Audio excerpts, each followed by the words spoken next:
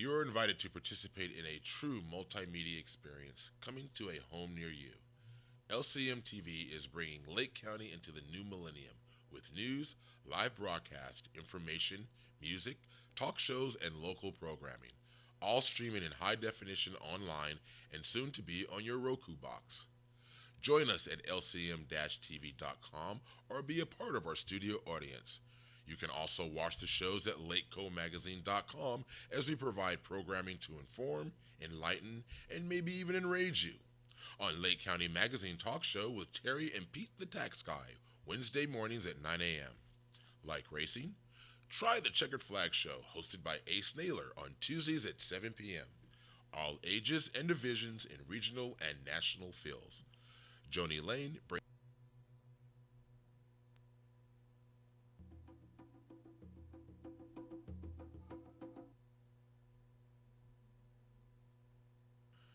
You are invited to participate in a true multimedia experience coming to a home near you. LCM TV is bringing Lake County into the new millennium with news, live broadcast, information, music, talk shows, and local programming, all streaming in high definition online and soon to be on your Roku box. Join us at lcm-tv.com or be a part of our studio audience. You can also watch the shows at lakecomagazine.com as we provide programming to inform, enlighten, and maybe even enrage you. On Lake County Magazine Talk Show with Terry and Pete the Tax Guy, Wednesday mornings at 9 a.m. Like racing? Try the Checkered Flag Show, hosted by Ace Naylor on Tuesdays at 7 p.m. All ages and divisions in regional and national fields. Joni Lane brings a positive light to you every Monday at 3 p.m. Pasha Space brings an international flair as they discuss ecological, health, and social issues in Haiti with people around the world. End up your week with positive, conscious sounds on Saturday at 9 a.m. with Sister T on the Bridge. This show is also simulcast on KMEC 105.1 FM in Ukiah. Our latest show, LCM TV News, is brought to you live Mondays, Wednesdays, and Fridays at noon, and rebroadcast at 6:30 p.m. and noon daily, Tuesday, Saturday, and Sunday, featuring national, regional, and local news, weather, and sports. We have it all here for you on your local TV station, LCM TV. Join us online and soon on Roku, giving you access to all the best Lake County has to offer. We are lcmtv.com, your multimedia connection. Tune in for the fun. It's live TV at its best. Good afternoon. This is LCM TV News at noon. We're not your normal news. I'm Pete Schiffman. I'm Megan Berger. Thank you for joining us today. In our lead story, Mexico mounted an all-out manhunt Sunday for its most powerful drug lord, Joaquin El Chapo Guzman, who escaped from a maximum security prison through a 1-mile tunnel from a small opening in the shower area of his cell. The elaborate underground escape route, built allegedly without the detection of authorities, allowed Guzman to do what Mexican officials promised would never happen after his recapture last year: slip out of one of the country's most secure penitentiaries for the second time. President Enrique Peña Nieto, speaking during a previously scheduled trip to France, said he had confidence in the institutions of the Mexican state, that they have the strength and determination to recapture this criminal. If Guzman is not caught immediately, the drug lord would likely be back in full command and control of the Sinaloa cartel in 48 hours, said Michael S. Virgil, a retired U.S. Drug Enforcement Administration Chief of International Operations. 30 employees from various parts of the Altiplano prison, 55 miles west of Mexico City, has been taken in for questioning. A manhunt began immediately late Saturday for Guzman, whose cartel is believed to control most of the major crossing points for drugs at the U.S. border with Mexico. Guzman's escape is a major embarrassment to the Peña Nieto administration, which has received praise for its aggressive approach to top drug lords. Since the government took office in late 2012, Mexican authorities have nabbed or killed 6 of them, including Guzman. A strong typhoon pounded the Chinese coast south of Shanghai on Saturday with strong winds and heavy rainfall, submerging roads, felling trees, and forcing the evacuation of more than 1.1 million people. Typhoon Chongham slammed shore with winds of up to 100 miles per hour, and Zhoushan, a city east of the port of Ningbo in Zhejiang province, it has dumped more than 4 inches of rain since late Friday, about a month's average in less than 24 hours. No deaths or injuries have been reported by Saturday evening. The National Weather Service said earlier the typhoon might be the strongest to strike China since the communist government took power in 1949. It initially was deemed a super typhoon but was downgraded at midday Saturday to a strong typhoon and was forecast to weaken further. The storm dumped rain onto the northern Philippines and Taiwan, where several flights were suspended. The stock market and public offices were closed Friday in Taipei, Taiwan's capital, and Chongham is the second major storm to hit China this week after Typhoon Linfa forced 56,000 people from their homes in the southern province of the Guangdong province. Only 2 more to go. Wisconsin Governor Scott Walker will announce today his entry in the Republican presidential primary race, a move that will finally answer the question whether he can turn high expectations into top-tier status in the crowded field. Walker's expected entrance will make him the 15th GOP candidate, with Ohio Governor John Kasich and former Virginia Governor Jim Gilmore to follow in coming weeks, bringing the total by summer's end to at least 17. The 2-term Wisconsin governor waited until after concluding state budget negotiations to enter the race, but he has been near the top of polls since the start of the election cycle. Walker has nearly 11% of the vote, trailing front-running Jeb Bush, the former Florida governor, who has roughly 16%. His position would likely to put him among the top 10 candidates, allowing him to participate in the first Republican debate on August 6. If elected, Walker would be the first president since Harry Truman, elected nearly 70 years ago, without a college degree. Walker was first elected governor in 2010 and swiftly rose to national prominence by effectively ending collective bargaining for most public workers in Wisconsin. Greece agreed to a deal with its European creditors this morning after long and bitter negotiations, swallowing substantial new concessions in the face of imminent financial collapse and insistent demands from Germany and other countries that it prove it was nearly worthy of a third bailout in 5 years. The agreement, announced after a contentious all-night session among leaders of the 19 nations that use the European common currency, requires Greece to move quickly to adopt a host of economic policy changes and to allow close monitoring by Europe and the International Monetary Fund.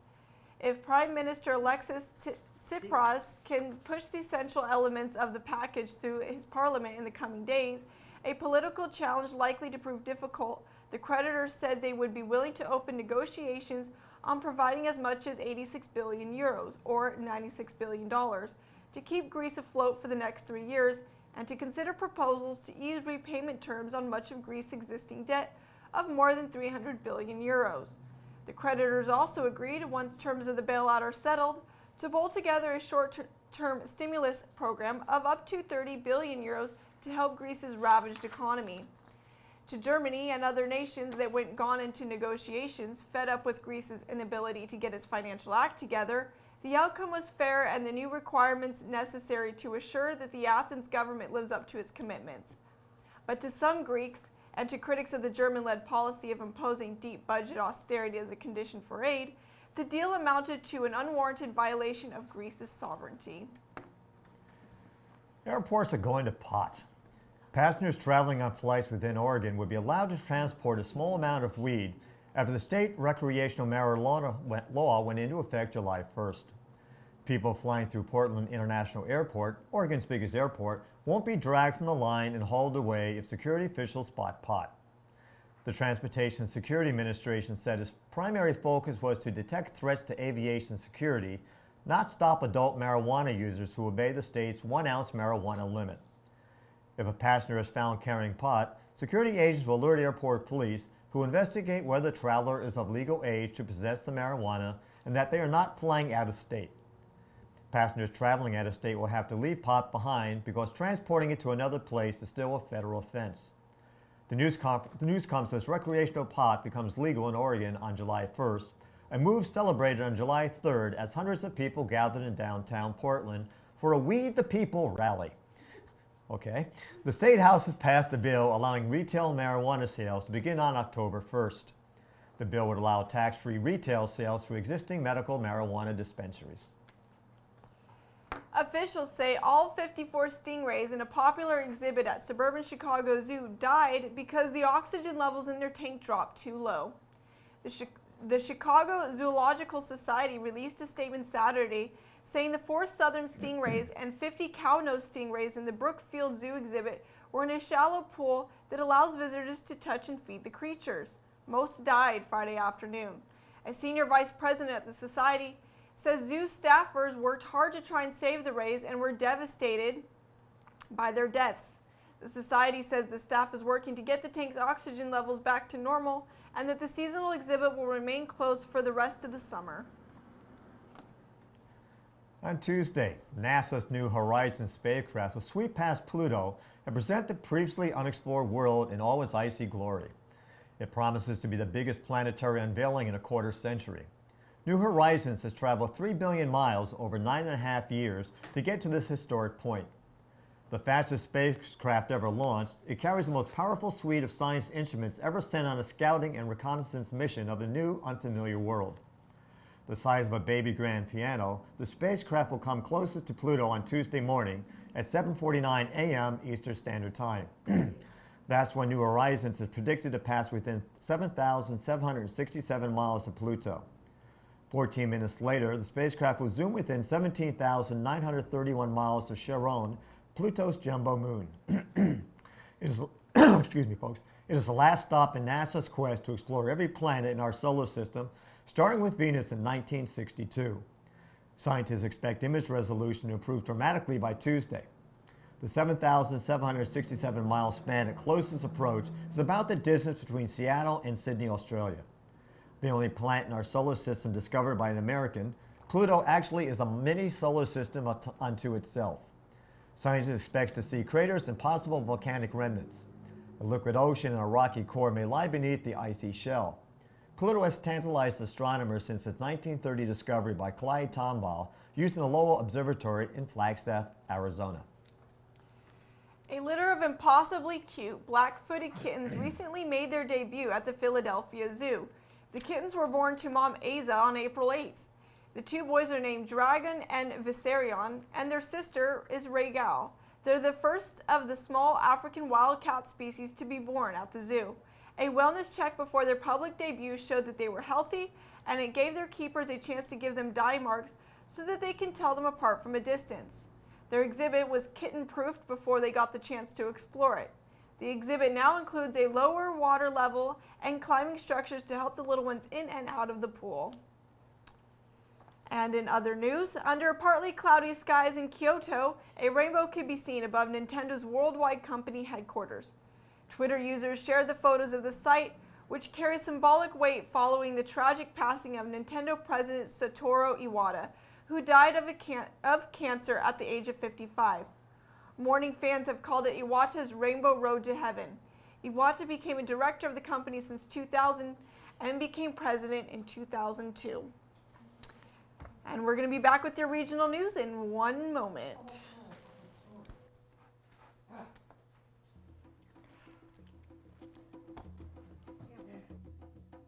SSS Multimedia is sending you smoke signals, providing their clients with the ultimate communication and multimedia marketing, distribution, production, and web-based services. They feature high-def video equipment and quality audio sound. SSS is your multimedia source, from graphics for business cards to television production, radio, live sound, and everything in between. SSS is sending you smoke signals. Get your message out with SSS Multimedia. For more information, call 707-701-6416 or email info@sssmultimedia.com.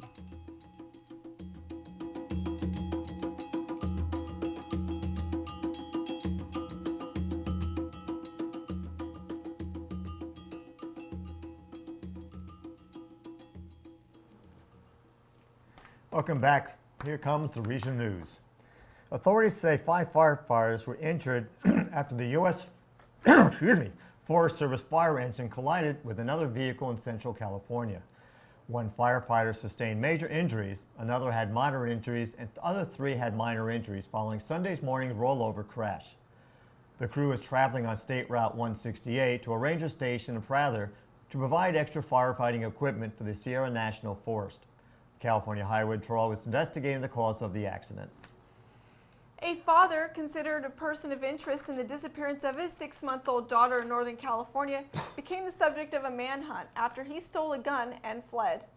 Matthew Graham, 23, skipped a meeting with his probation officer and stole a semi-automatic pistol from his mother after learning new information about the probe. Deputies had spoken to Graham's mother and the baby's mother about a pacifier found in the sparsely populated Ono area Friday.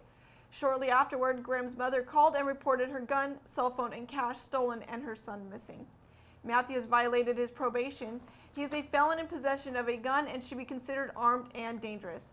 Graham reported his daughter's disappearance from his Happy Valley home in the early morning hours of July 2nd, telling authorities she was abducted from her crib.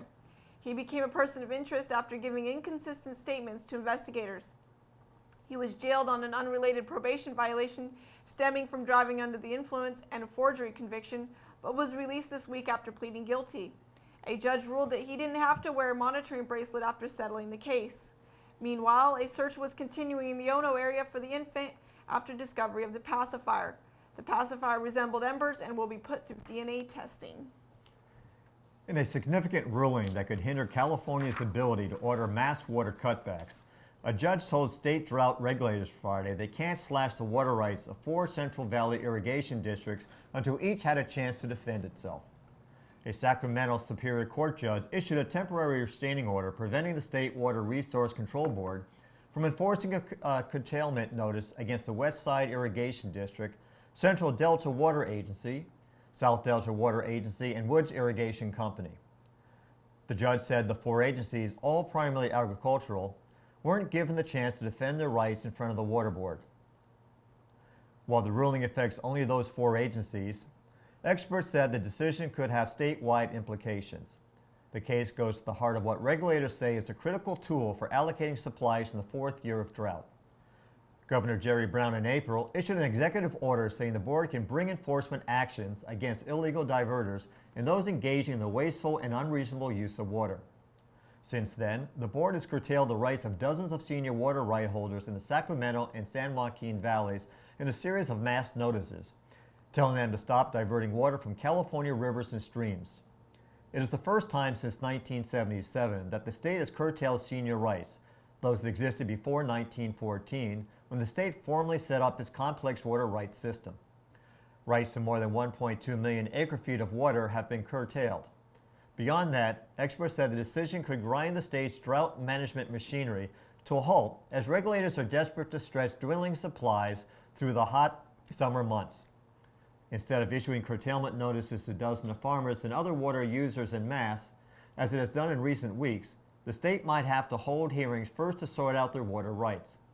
Water Board officials maintained Friday that the ruling isn't all that significant. Board staff counsel said the curtailment notices are informational in nature, intended to tell water users that supplies aren't available to support their water rights. The board would hold a hearing before issuing any fines or taking other enforcement actions against diversions it considered unauthorized. As a result, the board doesn't feel hobbled by the judge's ruling. The judge, however, said the board's curtailment notices have coercive language that goes beyond information. The notices tell users to immediately stop diverting water. Recipients of the notices have to go online within 7 days and declare under penalty of perjury that they are no longer diverting water. In response to the ruling received by LCM-TV, the Water Board stated the Superior Court's order is limited in scope and only concerns the specific form of notice letter sent in May and June by the Division of Water Rights. While the order finds fault with the language of the notice, the other states, to be clear, the Water Board and the staff, are free to exercise their statutory authority to enforce the water code as to any water user, including those petitioners, if it deems them to be in violation of any provisions of the water code, so as long as the basis for said action are not the curtailment letters. Pursuant to Section 1052 of the Water Code, unauthorized diversions throughout the drought emergency are subject to enhanced penalties of up to $1,000 per day and $2,500 per acre-foot of water diverted. Diversions of water when no water is available pursuant to a diverter's water right constitutes an unauthorized diversion and a trespass under Water Code Section 1052.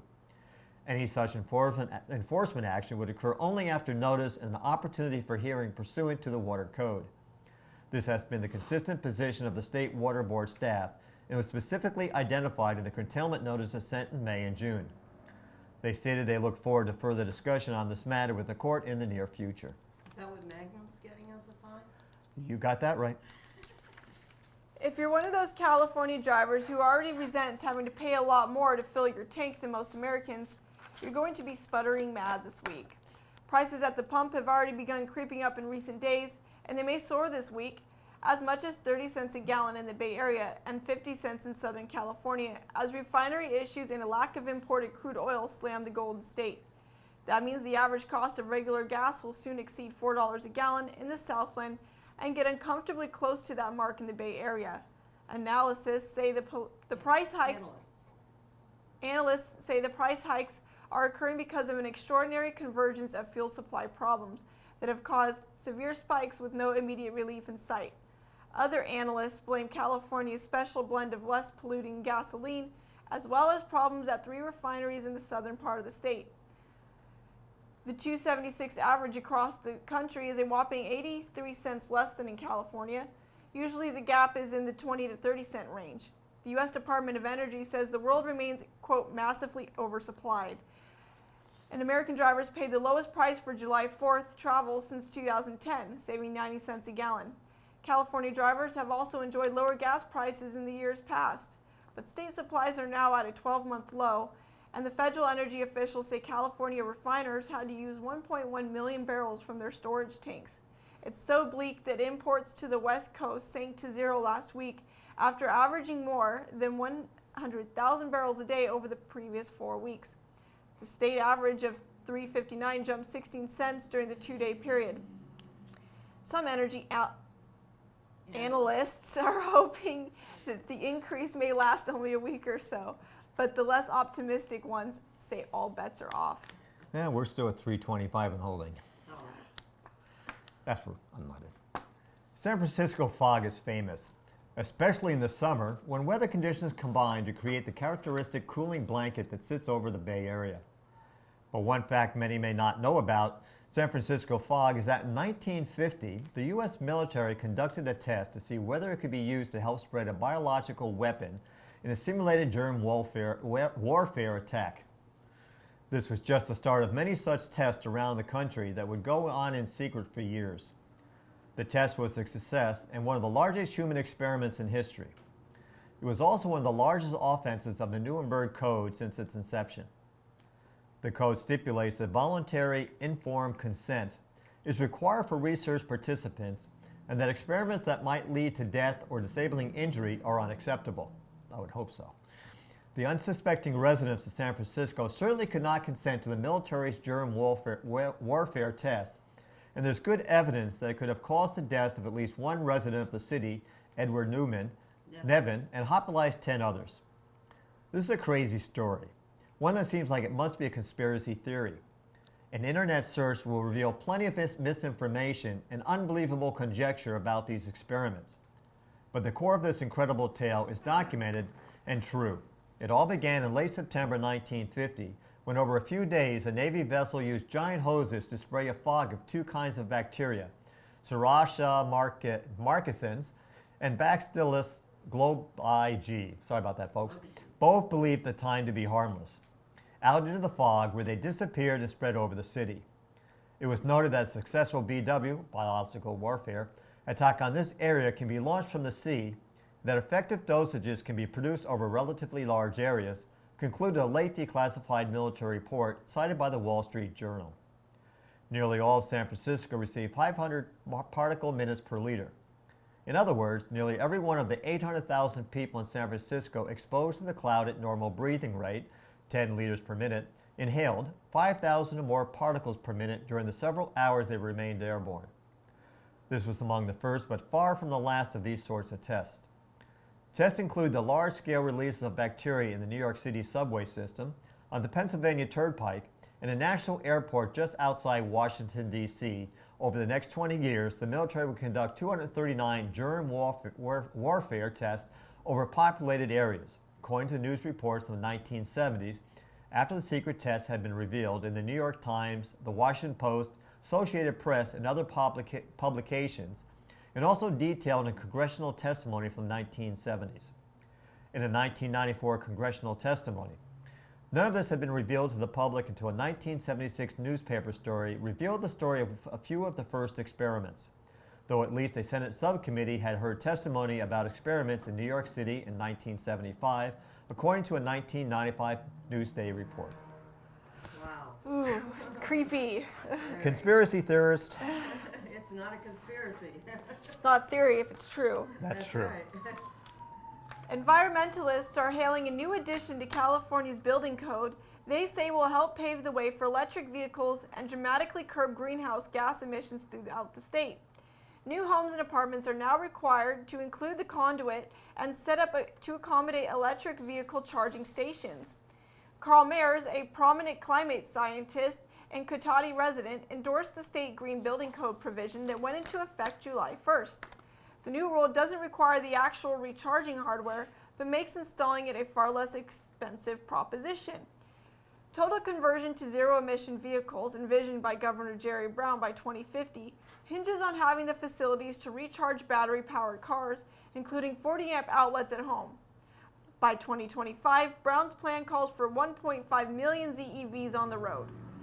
Mayers, who drives a Nissan Leaf electric car and charges it at his condominium, said the new provision will lower the barrier for the purchase of plug-in hybrids and electric cars, which are selling faster in California than any other state.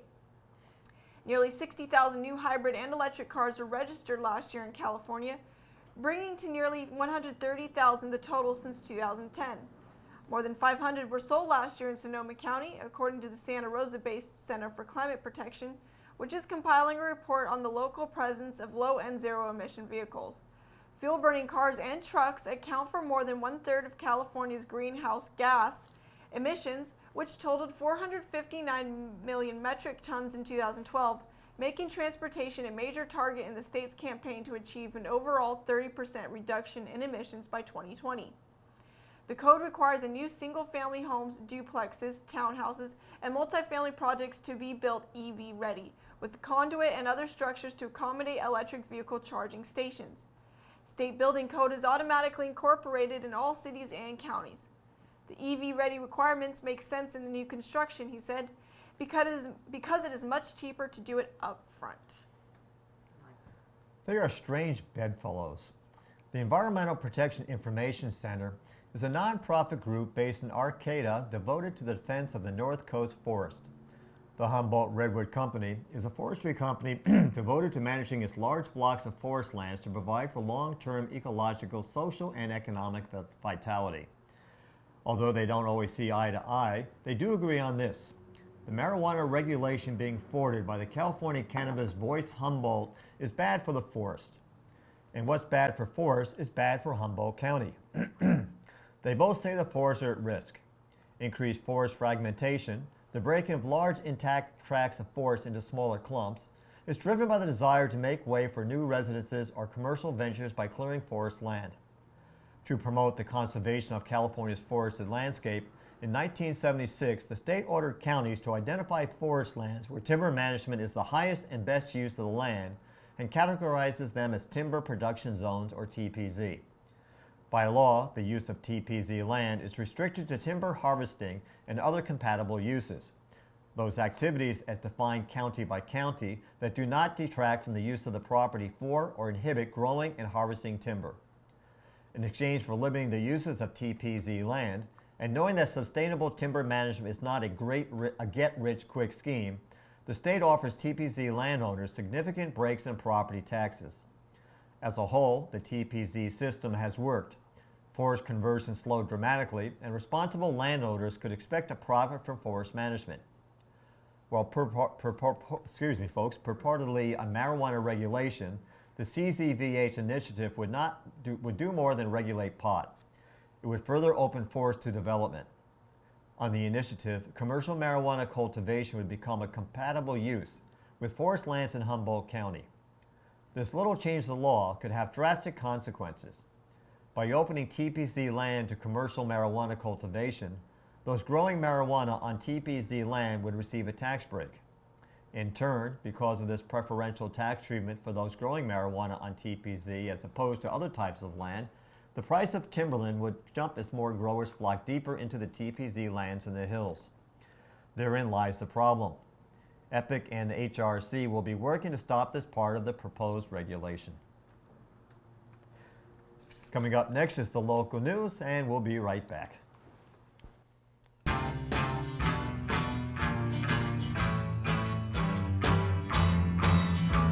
The taxman's taken all my dough and left me in my stately home, blazing on a sunny afternoon. And I can't sail my yacht, he's taken everything I got. All I've got's this sunny afternoon.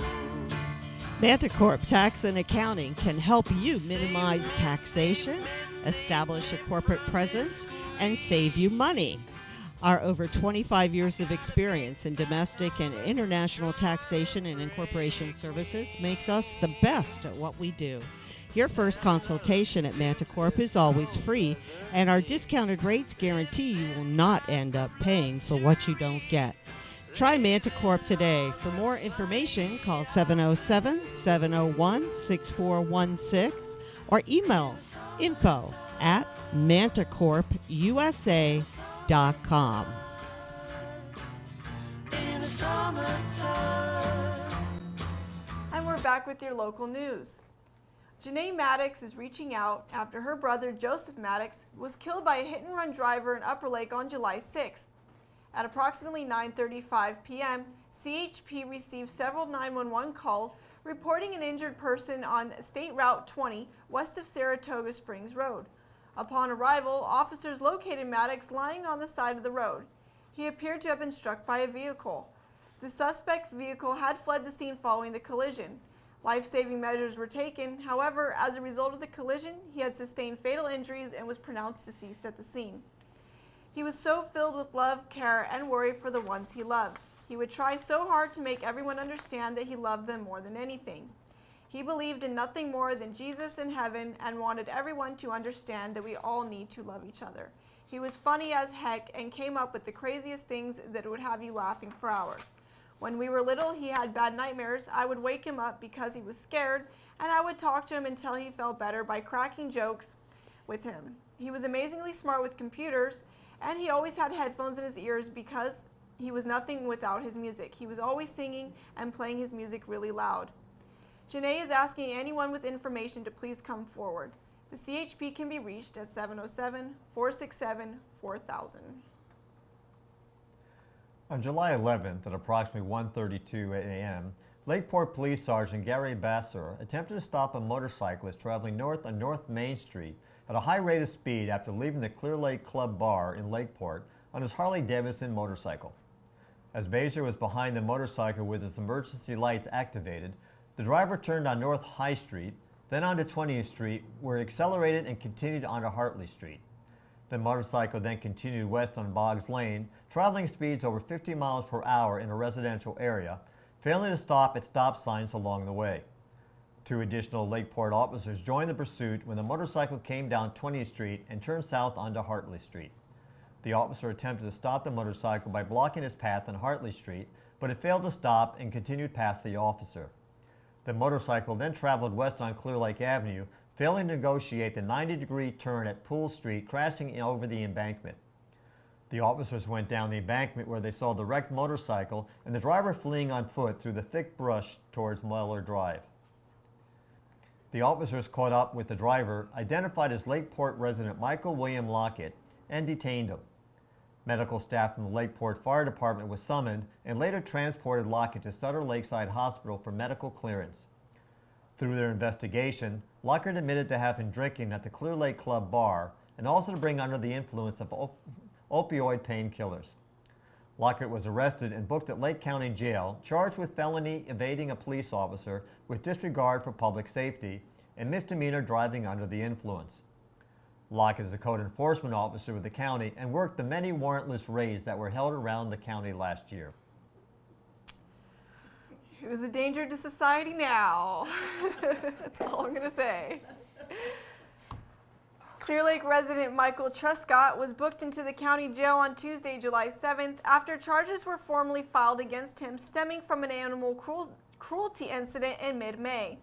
Michael brought his 9-month-old chocolate lab into Clear Lake Veterinary Clinic after it had broken its jaw. He took the dog home after it received temporary care, and the next day, after x-rays that were taken came back, Clear Lake Veterinary Clinic staff contacted Clear Lake Police Department, and Officer Dietrich arrested Truscott for animal cruelty, taking his dog into their possession. In an earlier interview, Truscott stated that it was an accident as a result of throwing the dog down when he claimed it jumped up on him while holding his newborn child.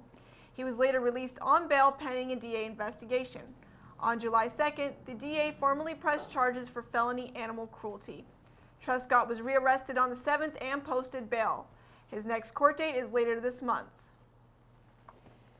Animal cruelty. The Lake Community Pride Foundation presents the 5th annual Power to the Youth on Saturday, August 1st from 10 a.m. to 2 p.m. in Clear Lake's Austin Park. Lake Community Pride Foundation is a nonprofit group who maintains and supports the teen shelter, Safe House of Lake County, supports youth performing arts, and organizes youth events for the community. Power to the Youth offers physical activities, youth entertainment, music, and community education. This year's events will feature a 3-on-3 basketball tournament for different age groups and a skate park competition for varying skill levels in scooters, BMX, and skateboarding, with prizes for the winners. It is free to enter, and all participants must register in advance or be prepared to play at 10 a.m. on the day of the event.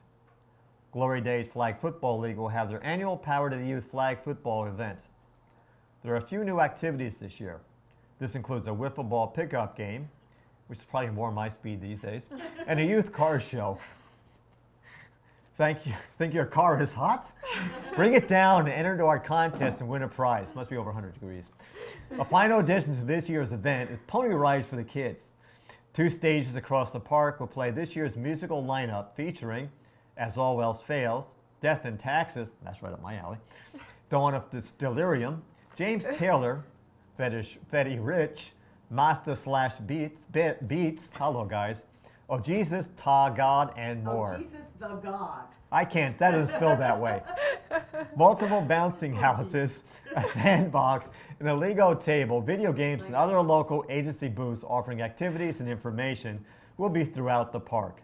From education to politics to healthcare and local businesses, over 20 booths will be featured this year.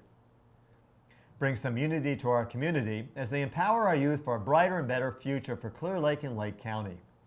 Admission to the event is free, so bring the whole family. If you're interested in having a booth, volunteering, or donating towards the cause, please feel free to contact Bruno Sabatier at 707-695-0834 or email him at bsabatier@hotmail.com or check them on facebook.com/Power to the Youth. Assemblymember Bill Dodd, a Democrat out of Napa, and Congressman Mike Thompson, also Democrat out of St. Helena, along with environmental leaders, attended a White House ceremony last week where President Obama designated the Berryessa Snow Mountain region as California's newest national monument. The president's action comes after years of work by Congressman Thompson and local residents. The designation follows a recent resolution by Assemblymember Bill Dodd that called on the president to create the national monument. The resolution was passed by the state legislature with bipartisan support. Dodd's resolution marked the first time the state of California has formally petitioned the White House for such a designation. The designation of the Berryessa Snow Mountain National Monument marks the culmination of a long-standing effort to promote and protect the Berryessa Snow Mountain Wilderness.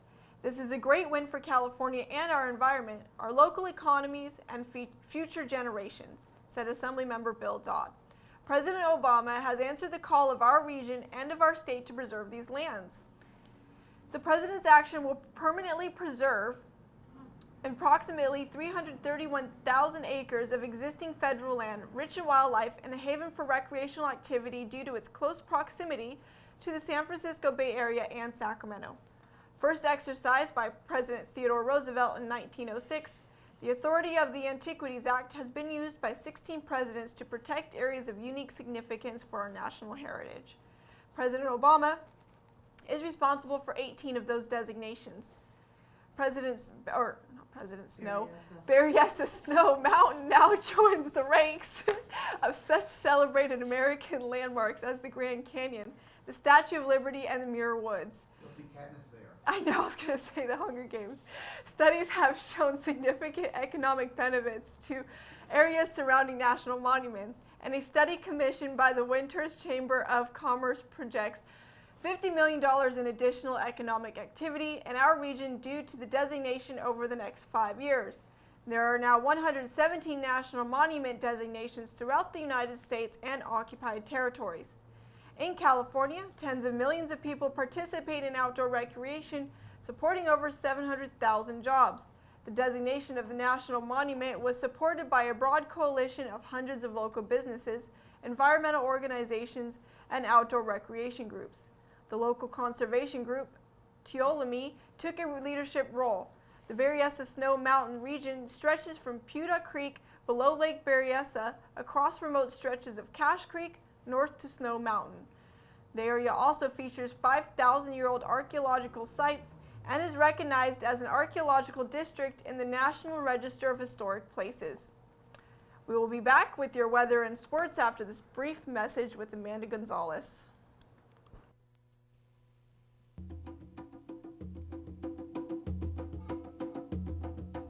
SSS Multimedia is sending you smoke signals, providing their clients with the ultimate communication and multimedia marketing, distribution, production, and web-based services.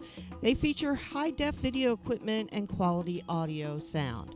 SSS is your multimedia source, from graphics for business cards to television production, radio, live sound, and everything in between. SSS is sending you smoke signals. Get your message out with SSS Multimedia.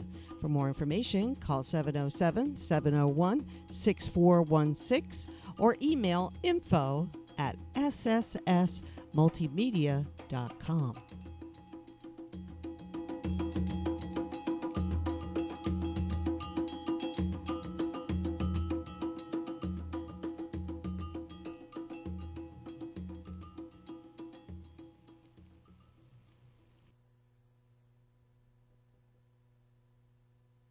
Hi there, my name is Amanda Gonzalez and I will be bringing you the weather on LCM TV. Here is the weather for the next few days. Today's forecast will see it getting a little bit warmer than the next few days, with the highest point of the day being 88 degrees this afternoon, with winds from the southeast up to 7 miles per hour, definitely drifting out of our cold stretch from this weekend.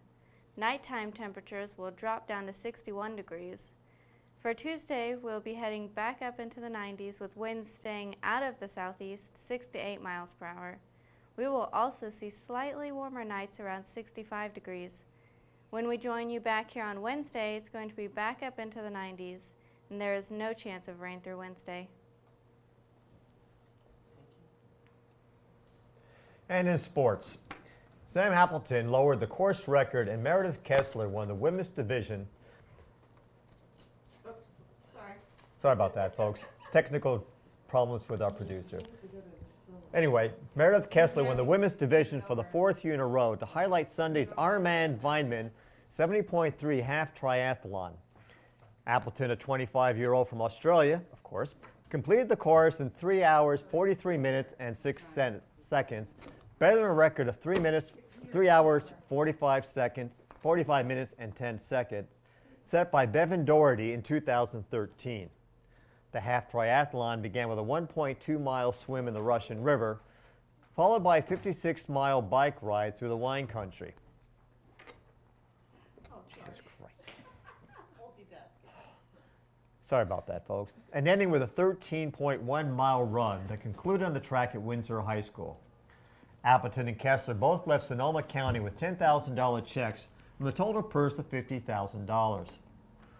A total of 2,300 endurance athletes signed up for the 25th renewal of the race. All 50 states and 30 countries were represented. The top finisher from the Redwood Empire is Windsor's Jody Palco. He came in 60th with a clocking of 4 hours, 33 minutes, and 8 seconds.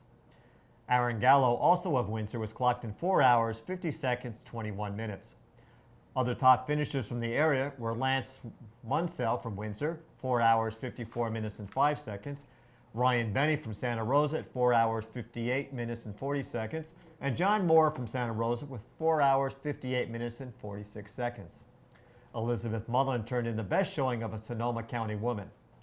A Healdsburg resident, Mullen completed the course in 5 hours, 39 minutes, and 26 seconds, as she was the 615th athlete to finish. Penaluma's Holly Wick had a time of 5 hours, 50 minutes, and 44 seconds. Katatai's Amy Schumacher was timed in 6 hours, 10 minutes, and 30 seconds, and Santa Rosa's Amy Ware crossed the finish line in 6 hours, 13 minutes, and 22 seconds.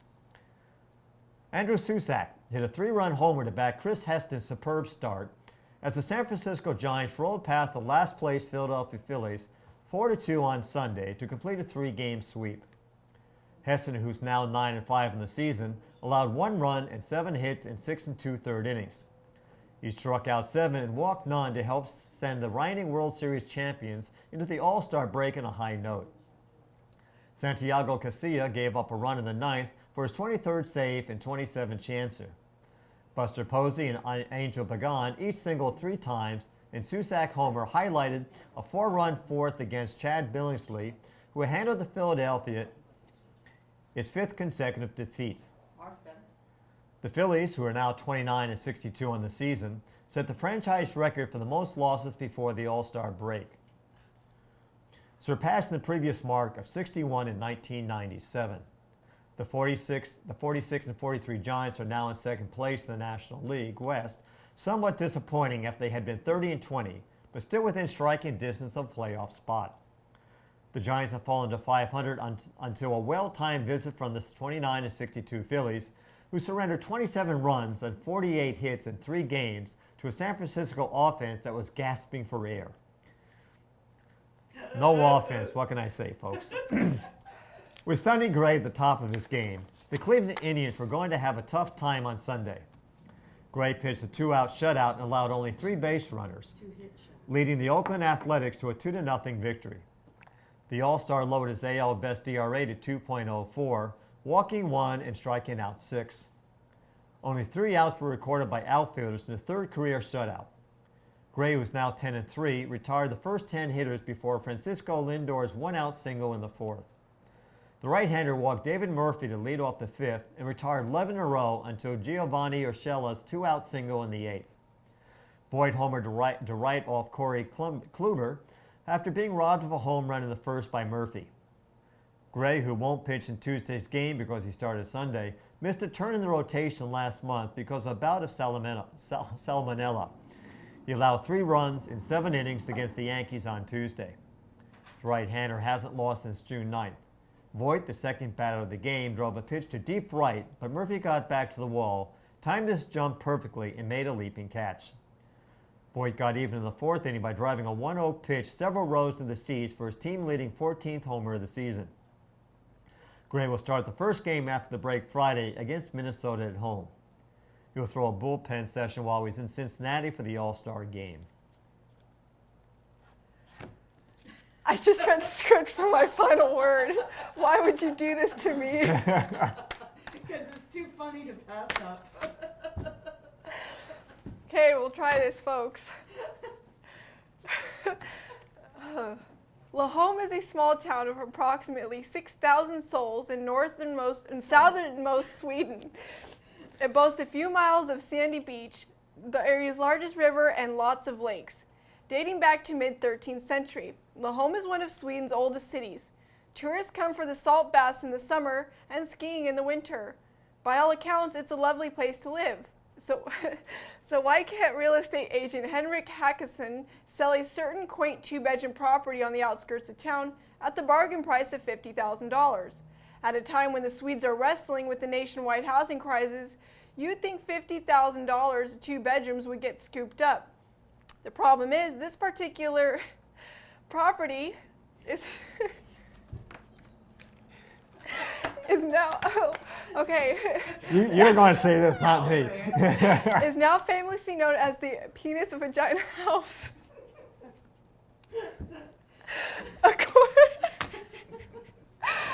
According to the locale, the house is located on the nearby village of Snorslida, which translates to penis vagina in Swedish.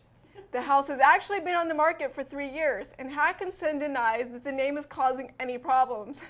It's a very small area with not too many customers, he told the local, but we've sold this house before and we believed we can do it again. It last changed hands 10 years ago. Hackinson's plan? To market the house to Danes wanting to relocate to Sweden who don't understand what Snorrisla means. As local media has gleefully pointed out, Sweden has curious tradition of giving their towns unusual names. To wit, outside of Mora, famous for its skiing, the town of Rovalet wrestles with its name, which translates to the butthole. Shows my maturity here, right? Yeah, a lot. Near Uppsala, just north of Stockholm, residents are fond of strolling through Djuproven, or a deep ass. I'm fond of that. Who wrote this story? Near Gothenburg, one can take a dip in the Stora Roven, or big ass lake.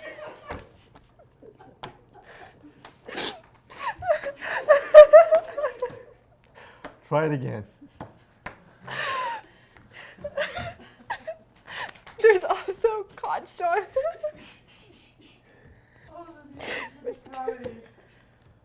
She chose the story, not me. which stands for Meat Lake, and Pishomen, Little Piss Island.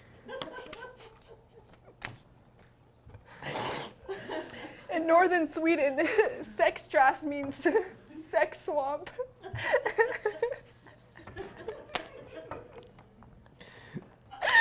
And there's also Varberg, which means Puss Mountain, and Snormossen, which means snot bog. Most famously, tired of living in a constant state of weariness, embarrassment, and conditioned shame, the residents of Fjällby tried to change their town's name in 2006, and they failed. Folks, There they go. we apologize if we offended anyone with that story, but blame it on the executive producer. Thank you for joining us on LCM TV News at Noon. We are not your normal news, obviously. By far. Go hang out at our big ass lake. What, Clear Lake? Big ass lake. Our next live broadcast will be this afternoon at 3 p.m.